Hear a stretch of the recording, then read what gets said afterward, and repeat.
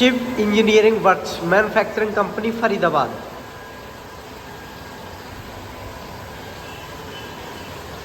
PC machine parts cleaner.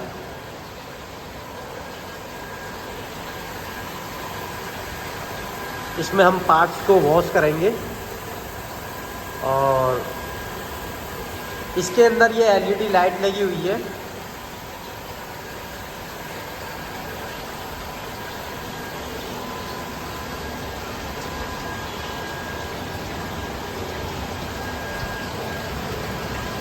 इसमें push button लगा हुआ है, इसको हम यहाँ से नॉर्मली ऑफ़ कर सकते हैं। यहाँ से ये ऑफ़ हो गया और हम इसे पुश से भी चालू कर सकते हैं।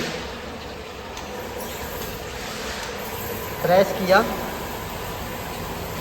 चालू हो गया। इसमें ये राउंडेशन भी लगा हुआ है।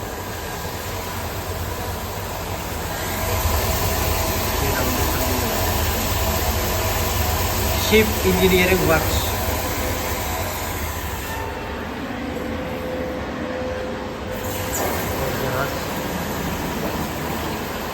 अच्छा, डबल ऑप्शन दे दिया है इसके अंदर ना।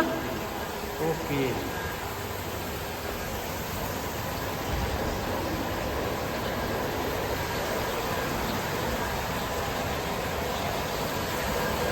ये लोग लगी हुई है, ओपन कर सकते हैं हम यहाँ से इसको।